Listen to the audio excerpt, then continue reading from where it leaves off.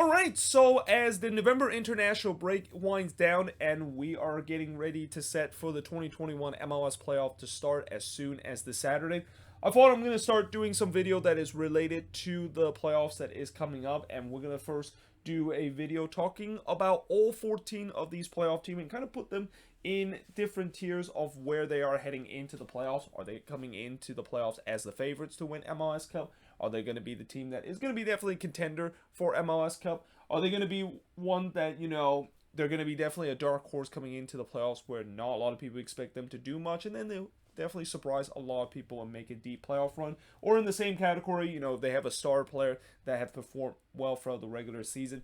Is this kind of one of those teams that really once again need to rely on them to get themselves into a deep playoff run? And then the last category is basically the ones that a lot of bubble teams usually belong, and that is everything needs to be right for them to make a deep playoff run, or they're just happy to be in the playoffs because of how deep of a playoff run that or how much anxiety that they have throughout the regular seasons, and that they'll probably just be happy even if they know that they're probably not going to make a deep playoff run. So we'll start with the Eastern Conference, and we'll go with how the standing finished in the Eastern Conference before going to the West. And we start off with your Supporters' Shield winning team, New England Revolution. And there's no doubt that New England is the favorites coming in, and overall I think they are the favorites of winning MLS Cup.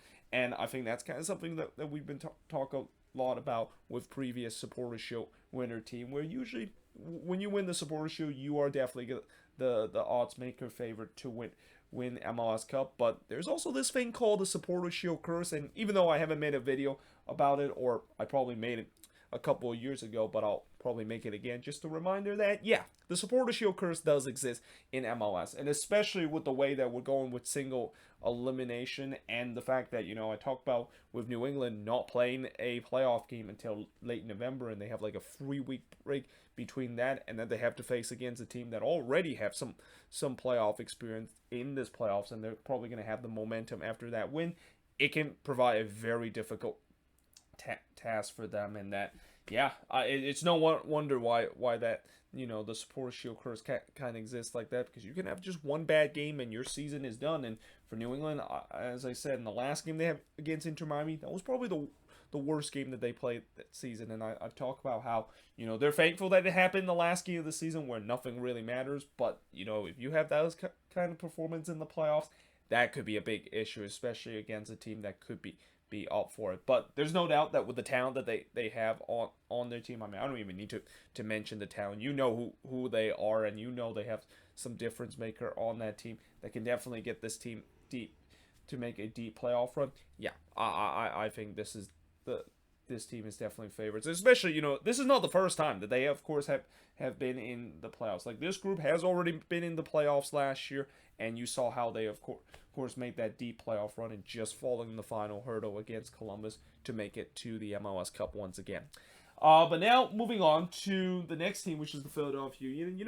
For the Union, I'm gonna say they're kind of right in the middle, where they could be the favorites and could be the contender. And I talk about a lot this regular season about the Western Conference, how I mentioned the Seattle Sounders are kind of like the favorites, and it's them between pretty much the rest of the Western Conference. And I mentioned a couple of teams that could potentially beat them in the playoffs and knock them out in the playoffs to prevent them to reaching MLS Cup again. But I haven't mentioned a lot about the Eastern Conference and who is the team to beat. And I mentioned New England seems like it's the team to beat, but I haven't mentioned who exactly are going to be the team that can knock New England out in the playoffs, and the Union can definitely do so. I mean, this is definitely a very talented team in a way that it's very well coached by Jim Curtin, and I know recent history with this team in terms of the playoffs hasn't really been that good, but I just feel like maybe this is finally the season that they get it right. And especially I think this group really wants to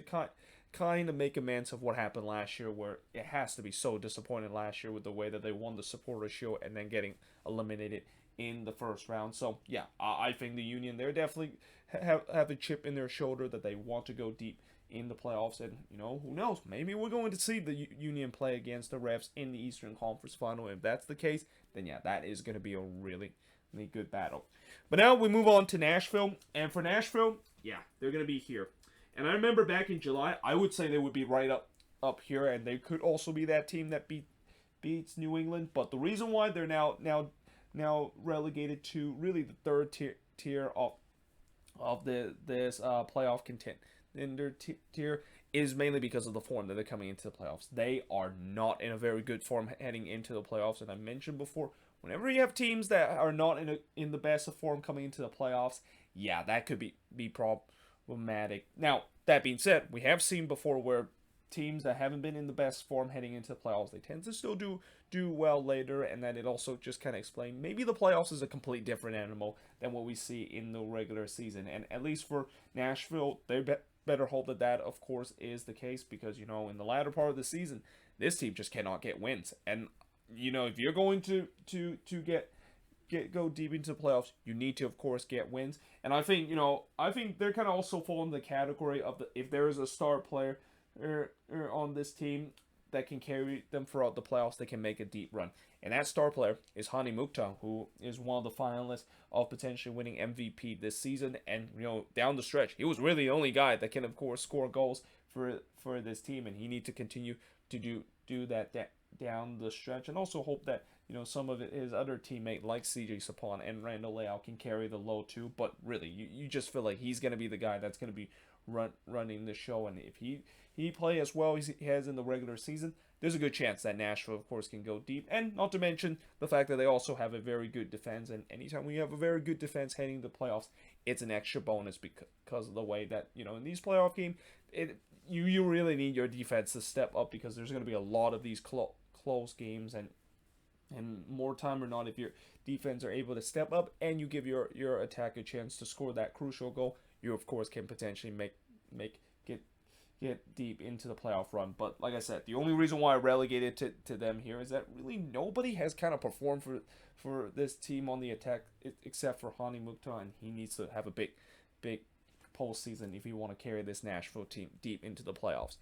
Now we move on to NYCFC, and yeah, this is pretty tough, because for NYCFC, I want to say they're the contender, but I've seen this story before, and I'm just gonna put them right here first, because in some way they're not a dark horse team. Everybody knows that they have a very talented team, and in terms of star player, I guess maybe Tati Castellanos can continue his goal scoring form after winning the Golden Boot, and Maxi Morales continued the form that he's been down the stretch, where he started to look like the Maxi Morales from a couple of years ago. That was really one of the best number 10 that we ever seen. But again, the big question, the reason why I still haven't put NYCFC in the contender or even in the favorites category, despite the talent that they have their team, is we've seen this story before, where it looked like they're coming into the playoffs hot. They are coming into the playoffs relatively hot with the form that they had, but it just feels like every single year they always either fail on the first hurdle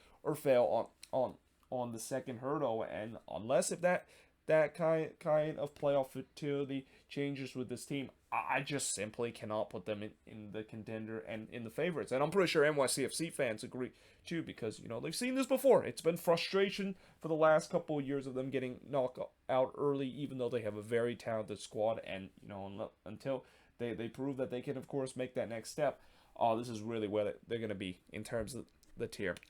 Moving on to Atlanta United. I'm going to put Atlanta here.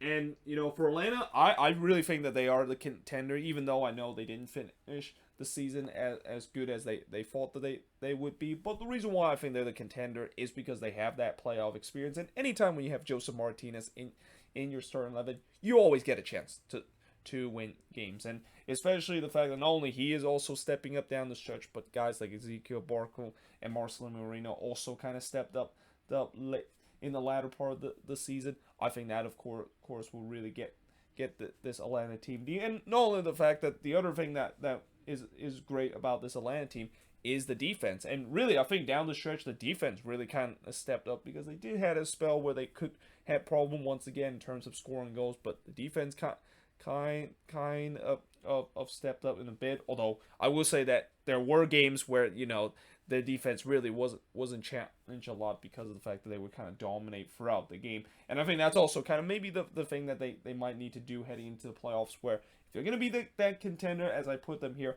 they need to, of course, finish opponents off. And if they can do do so. And as I mentioned, if guys like Joseph Martinez and Ezekiel Barco can do that, this team is going to go deep into the playoffs. And a team that I would also kind of maybe say I probably should have put them here, where they're kind of like a dark horse team, where people forget that Atlanta is a very dominant team once they head into the playoffs. But for now, I believe that Gonzalo Pineda is going to figure out, and that they're definitely going to be a contender.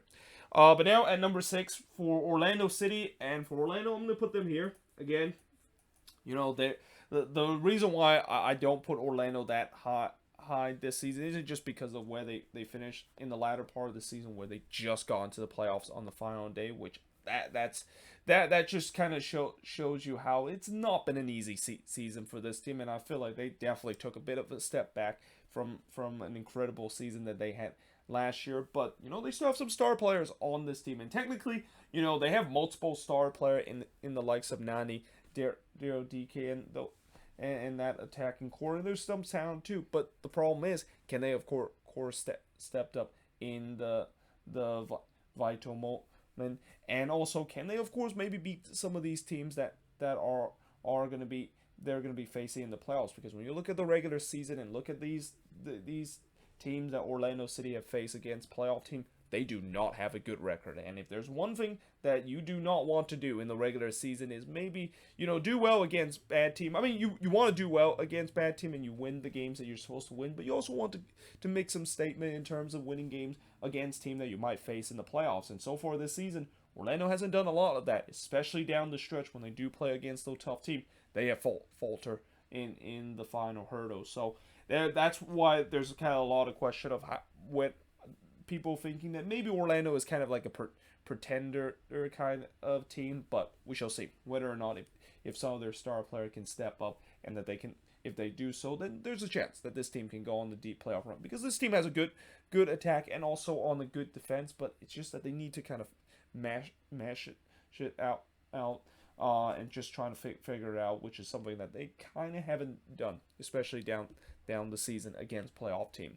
And then finally, the last team in the playoffs, the New York Red Bulls. Yeah, I'm just going to say the Red Bulls are here again. I think the Red Bulls are probably not only happy that they're being in the playoffs, considered just a couple of months ago, it looked like that streak was going to end. Like, it looked like that 12-season playoff streak was coming to an end with the way that they were sitting so low in the standing, and they were so far back off the playoff line. But they made a good run in the latter part of the season, and they were able to get themselves into the playoffs on the very final day. Now, that being said, when you look at this team, it's still a team that there's a lot of questions, and the fact that I think goal scoring is the biggest question with this team, because they do have the likes of Patrick Kumala and Fabio, and also the talented young wonder kid known as Caden Clark, finally getting back to this team after we were out for a long term, or well, not really a long-term injury, but he was out for a bit. But the question is there's been times where those guys have stepped up, and then there's times where those guys have not stepped up, and it's kind of also been a little bit inconsistent. I mean, the strength of this Red Bulls team, I think, this season under Gerhard Stuber is surprisingly their defense. I mean, their defense is really good this season, and again, when you have a good defense heading into the postseason, you're going to have a shot. But my question is with this team is, do they have enough firepower going forward on the attacking end? And sadly, I mean, even with some of the names I've mentioned that have been difference maker this season, I just don't think so. I think once they go into the playoffs, and especially play against those really tough teams, yeah, they're gonna definitely have a hard time in terms of it, and especially when you have a team that also struggled to score goals like the Red Bulls had. If you give up one goal, then you can immediately find yourself behind the 8 ball, and knowing the fact that they're also going to be playing against the Union in the playoffs, which, by the way, this season I don't think they have won any of their game against the Union this season. I might be wrong, but yeah, not to mention the first round matchup is not going to be easy for them. I just think that they're probably going to bow out again, and I haven't even got to the part where this is like their intercity rival NYCFC is a team that when they do barely get into make the playoffs, they don't usually make a lot of noise and kind of surprise a lot of people. But we shall see whether or not if that is gonna be the case, and maybe they could surprise everybody if they can, of course, start their first big task in the playoffs, and that, of course, is playing against the Philadelphia Union. But now moving on to the Western Conference, and now moving to Colorado. So for the Rapids, I'm going to say they're going to be here. Again, the Rapids, I know they, of course, finished first, and I definitely gave them a lot of praise of how a team that is basically run on a shoestring budget, and a team that is basically kind of basically believe that the team is actually a star, and there's no real star player on this team, and the fact that they finished first is just incredible. But I think the other thing that I haven't kind of mentioned about the Rapids, and maybe something that kind of could potentially damage the Rapids' chance of potentially making some deep run into the playoffs, is the fact that when they do face against a tough opponent, they tend to not really able to get wins against them. And the other thing about the playoffs is that when you're in the playoffs, you need to always have that difference maker that can, of course, potentially win you games. And when you look at this Rapids team, I mean, there are definitely times where they always will find a way where one player kind of steps up, but is that going to be a formula to, of course, go for deep playoff runs? Who knows? I mean, and again, I couldn't really put them very low in it too, because then you just think that what the Rapids did in the regular season is a completely fluke, which I don't think it's a fluke at all. I mean, you don't finish first in the Western Conference by accident, and the Rapids this season, at least in their final game, really show that they could be a serious contender. But again, the lack of star power, and the fact that when they do have to face against those tough teams like Seattle, like Sporting KC, that is where the big question mark goes, because they haven't got a lot of statement win this season. But like I said, I trust Robin Fraser will learn from the mistake that they made last season, where I talked about how they were kind of a dark horse team and they kind of fizzle out in the first round. I'm pretty sure that they're here now that they, of course, have some playoff experience, because again, this squad is pretty much almost the same as the one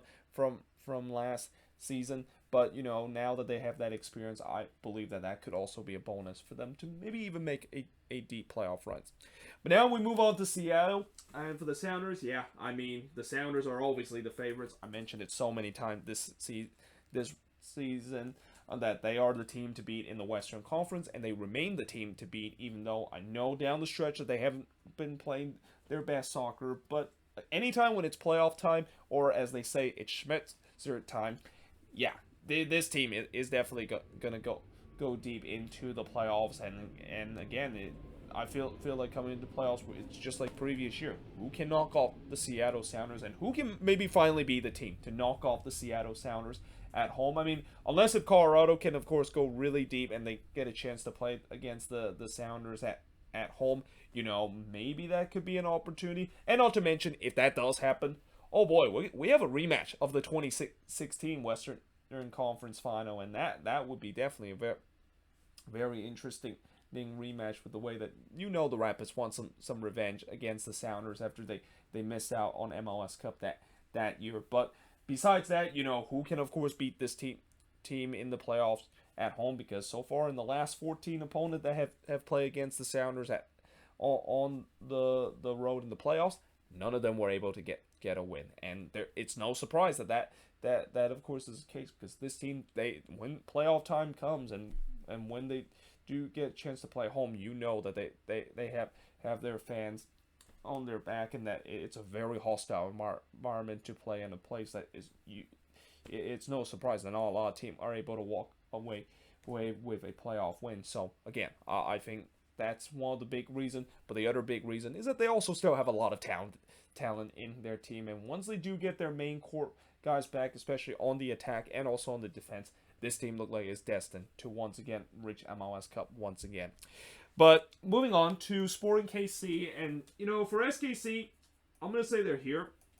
And I also mentioned throughout the season, if there is one team that can beat the Sounders in the playoffs, I would think Sporting KC is definitely one of those teams. And there's another team that I'll mention that could potentially do so. But the reason why I say Sporting KC can do it is because so far the two road games that they play against the Sounders in the regular season, they won both of them. And I think they're the only team in MLS this season that is able to beat the Sounders twice at Lumen's Field. Now, I know playoffs is definitely different than the regular season, but that does bodes well when you of course have a decent record, and when you have the numbers against the Sounders, whether at home or on the road, then that could definitely play into advantage to you. And not only the fact that, for Sporting KC, I think what's also important for them heading into the playoffs is they need to get everybody healthy. I mean, this team coming down the stretch, they were injured to hell, especially on decision day, where basically all their attacking pieces were either they're injured, or they're probably not available because they play so many games. So as long as they are able to get themselves back, all those players back into this team, I think this team could make a deep playoff run. Although that being said, that first game when they play against Vancouver, I think that could be a good measuring stick test too, because as I will talk about later, the Whitecaps is a team that I think people might also need to fear heading into the playoffs. And probably if there's one team you definitely do not want to face, at least in the first round, it's the Vancouver Whitecaps. But the other team that I think could potentially knock out the Seattle Sounders is the Portland Timbers. And the Timbers, at least this season, they have proven that they can beat the Seattle Sounders, and especially on the road. They're another team that were able to beat the Sounders on the road. And in general, in terms of the Cascadia Derby itself, and how there's this kind of weird thing about the Cascadia Derby where the Portland Timbers are able to beat the Sounders on the road, and then the Sounders can beat the Timbers whenever that game is taking place at Providence Park. What I'm saying is that the away team tends to do well in the Cascadia Derby, and it's kind of weird that of course it is the case. And also, not to mention, who's that last team that was able to beat the Seattle Sounders in a playoff game when it's at Lumen's Field? Yeah, it's the Portland Timbers, all the way back in 2015, I believe. Or no, not 2015, 2018, I believe. And that, of course, was that instant classic two-leg affair in the Cascadia Derby, with the Timbers, of course, won in a penalty kick shootout. So yeah, and when you also look at this team, this is a very talented team. I think the only question I would say about the Timbers is definitely that back line. And I even said before, where when you have back line issue heading into the playoffs, that could be a problem, because usually teams that have back line problem heading into the playoffs, they don't really make it very deep into the playoffs. But I do trust the fact that I think maybe the Timbers have started to figure out that backline issue. I mean, their last couple of games, they have definitely been a lot more solid in terms of their defense compared to for majority part of the season. And not to mention that attack has started to once again clicking again.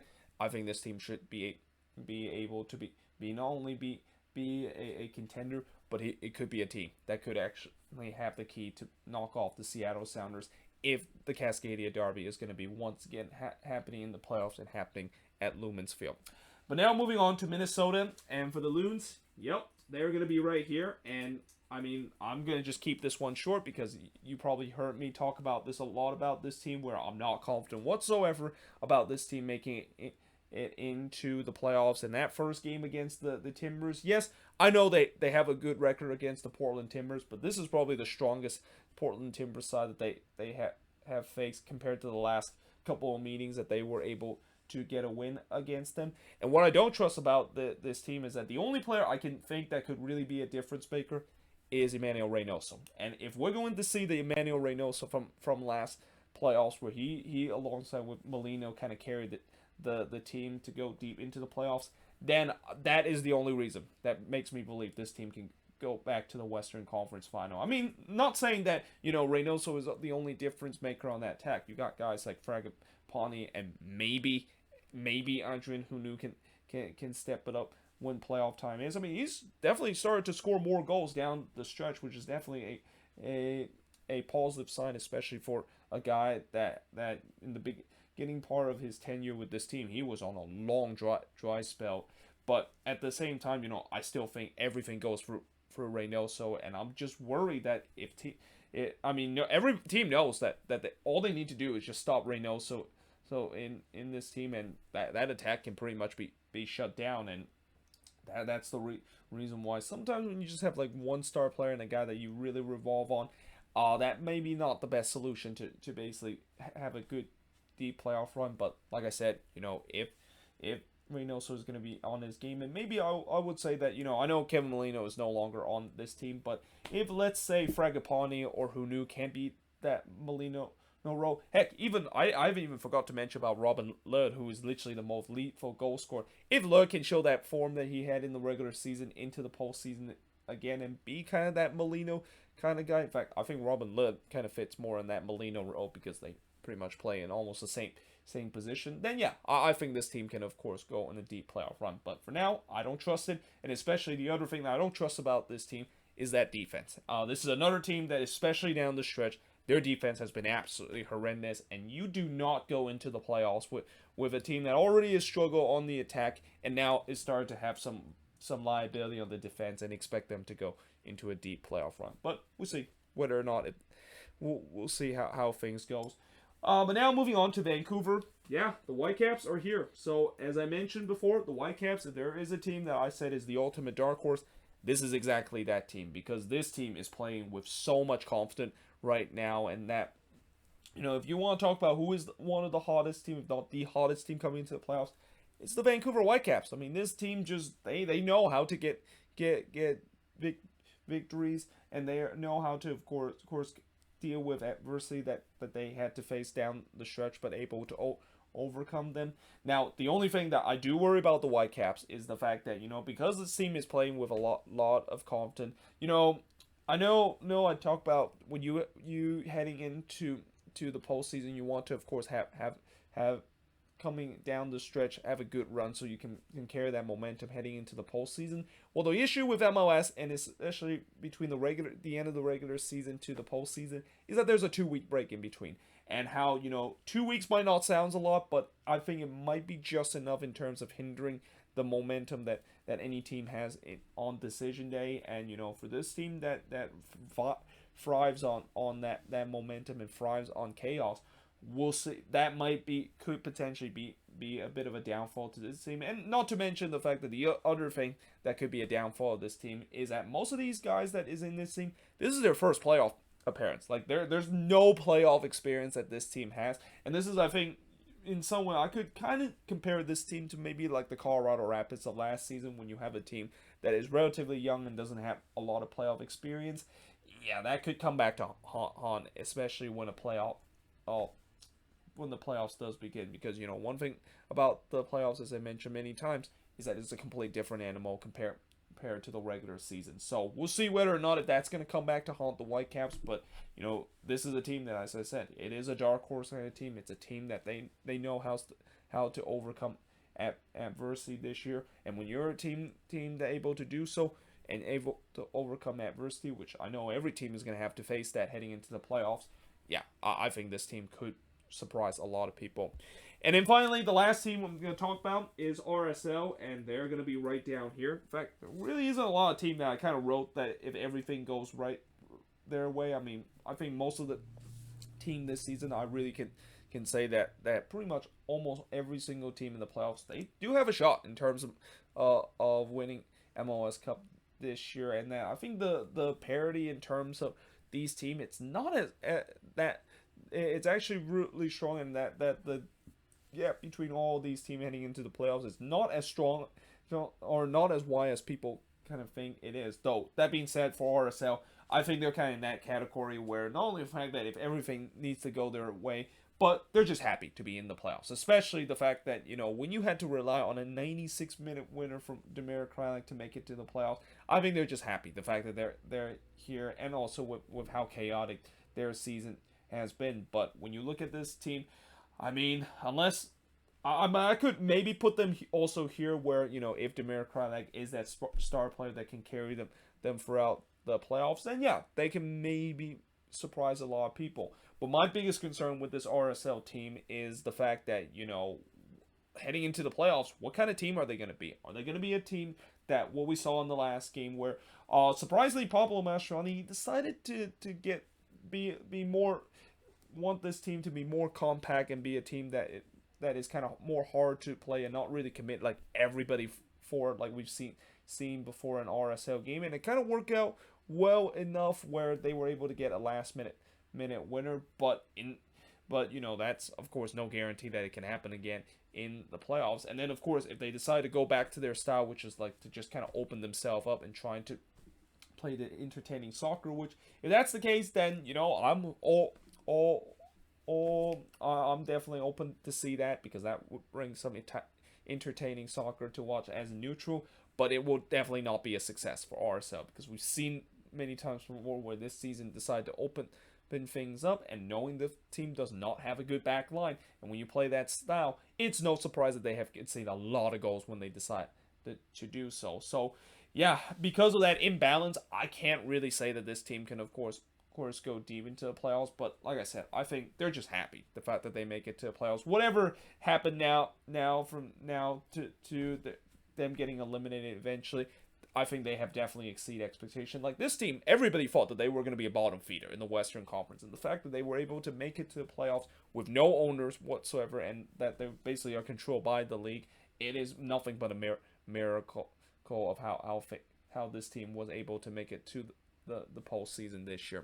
But either way, that is pretty much it in terms of my rankings and ranking these 14 teams in terms of 4 different tiers of where they are heading into the playoffs. Let me know in the comments below, what do you think of this video? And, you know, if you're a fan of one of these teams that is heading to the playoffs, you know, do you agree with this ranking? Do you think I put them a little bit too high, or did I put them a little bit too low? I mean, most of the comments will say that I put them a little bit too low because I underestimate them, but we shall see. You know, we'll see how this playoffs is going to happen, and I of course will later on make my prediction and fill out my traditional playoff bracket like I do every single year, and then just get it completely wrong at the end of the season and just kind of getting busted after just one game. But we'll of course get to that as the playoffs is about to begin. But for now, hope you guys enjoyed this video. If you do, make sure you guys leave a like, smash the subscribe button, and yeah, I of course will see you guys next time.